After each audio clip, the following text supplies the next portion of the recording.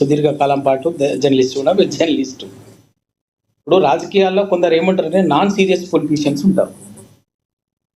మల్లారెడ్డి ఆ కేటగిరీలోకి వస్తారు. 100% పార్టీ ఏదైనా కావచ్చు, మా పార్టీ కావచ్చు. ఎందుకంటే మల్లారెడ్డి జనరల్గా ఏముంటుందంటే పాలిటిక్స్ని సీరియస్గా కాకుండా తను ఏదో ఆ టైం బీయింగ్ లాగా నాన్ సీరియస్గా మాట్లాడుతుంటాడు, చేస్తుంటాడు.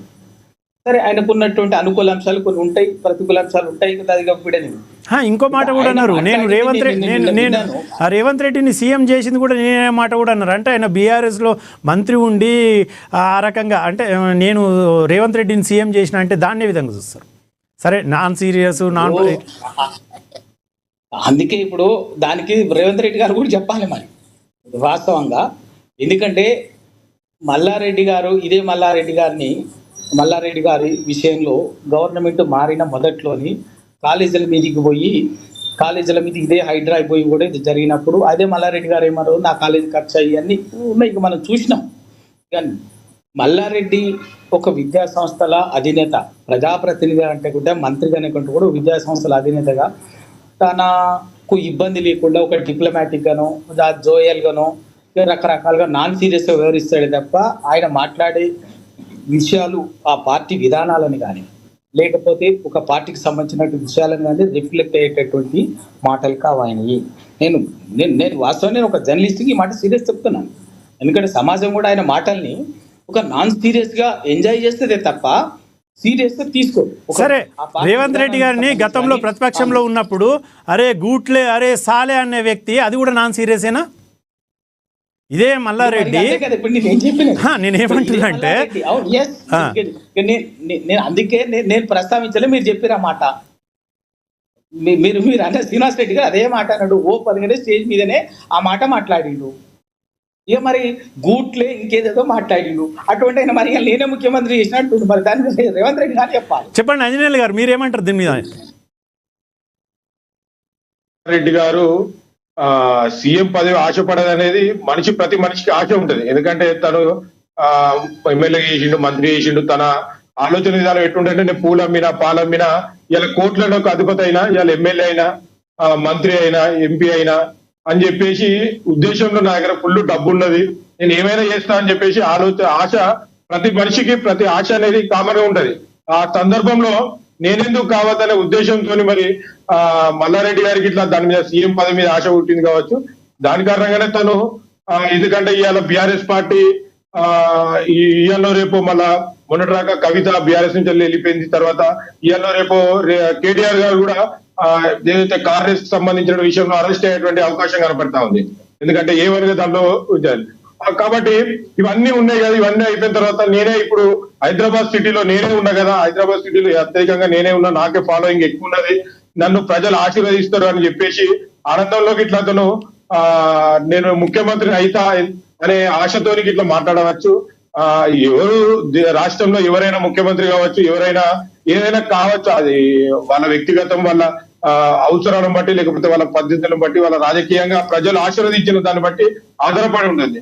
కానీ బీఆర్ఎస్ పార్టీలో మేమే ఉండాలనే ఆలోచన బీఆర్ఎస్ పార్టీకి ఉండడం, అదే బీఆర్ఎస్ పార్టీలో కుటుంబాన్ని కాదనుకుంటా నేనైతే అనడం మాత్రం చాలా విడ్డూరమైనటువంటి ఆలోచన. మరి అది మల్లారెడ్డి గారు ఏ విధంగా ఎలాంటి సందర్భాలు అన్నారో తెలియదు. మళ్ళీ అలా రేవంత్ రెడ్డిని మొన్న అయిన తర్వాత హైదరాబాద్ మీద కూడగొట్టినప్పుడు నీ సంగతి చూస్తా అది చేస్తా అని చెప్పి బీఆర్ఎస్ లో మంత్రిగా ఉన్నప్పుడు తొడలు కొట్టి చెప్పిండు. అలాంటి వ్యక్తి మళ్ళీ ఇలా నేనే అయితా అని చెప్పేసి నేనే చేసిన అని చెప్పడం అనేది చాలా విడ్డూరమైనటువంటిది. తర్వాత రవణ, ఇంకోటి ఫార్ములా ఈ కేసులో A1గా కేటీఆర్ను ఇది చేసుకుంటూ A2గా అరవింద్ కుమార్ గారిని ఇది చేసుకుంటూ మిగతా 5 మెంబర్స్ పైన టోటల్గా 5 మెంబర్స్ పైన ఛార్జ్ షీట్ ఫైల్ చేసింది. దీన్ని మీరు ఏ విధంగా చూస్తారు? శ్రీనివాస్ రెడ్డి గారు డే 1 నుంచి చెప్తున్నాం, A1 ఫార్ములా రేస్ కేసు విషయంలో కేవలం రాజకీయ కుట్రపూరితంగా రేవంత్ రెడ్డి ప్రభుత్వము రేవంత్ రెడ్డి కేటీఆర్ గారిని టార్గెట్ చేసినటువంటిది చాలా స్పష్టంగా. అటు ఈడీ కేసు కానీ ఇంకోటి కానీ రెడ్లు కూడా చేసినా కూడా ఏ విధంగానైనా కేటీఆర్ని ఏదో ఒక దాంట్లో జైలు పంపించాలనేటువంటి ఒక రాజకీయ కక్షపూరిత ప్రతీకార చర్య తప్ప అంతకు మించి ఓపెన్గా అక్కడ A1 ఫార్ములాకు సంబంధించినటువంటిది మన తెలంగాణలో 2022లోనే అద్భుతంగా అది జరిగింది. దానికి జరిగింది అది ఈ ఫార్ములా ఎలక్ట్రిక్. దేనికోసం దాని ఎజెండా ఏంటి? బహిరంగంగా ఆ ఎజెండా కూడా ఏంటండి, ఇప్పటికీ కొత్తగా ప్రపంచంలోనే battery electric vehicles, electric system అనేది బైక్స్ కానీ, మోటార్ వెహికల్స్, కార్స్ కానీ మిగతా అన్ని కూడా బాగా ఎమర్జ్ అవుతున్న టైంలో దానికి హైదరాబాద్ని, తెలంగాణని హబ్గా మార్చుకోవాలి. అంటే ఒక not only production, research and production, marketing ఎంటైర్కి ప్రపంచంలోనే హైదరాబాద్ని హబ్గా, హెడ్ క్వార్టర్గా మార్చాలనేటువంటి సంకల్పంతో, ఆ ఉద్దేశంతో దానికోసం కేటీఆర్ గారు ప్రయత్నం చేసి ఈ ఫార్ములా రేసును నిర్వహించడం జరిగింది. ఎందుకంటే చంద్రబాబు నాయుడు 2004 సంవత్సరంలోనే ఇదే ఫార్ములాకు సంబంధించి హైదరాబాద్లో నిర్వహించడానికి ఎంత ప్రయత్నం చేస్తుండో 2004లో 3లోనే మనం చూసినాం. అప్పుడు సాధ్యం కాలేదు. దాన్ని ఇవాళ కేటీఆర్ గారు తనకున్నటువంటి ఇంటర్నేషనల్ రిలేషన్స్తో కానీ, ఇంటర్నేషనల్ అవుట్లుక్తో కానీ ఆ రిలేషన్స్ అన్ని ఉపయోగించి దాన్ని ఈవెంట్ని ఆర్గనైజ్ చేసింది. అది అద్భుతంగా బ్రహ్మాండంగా చేసింది.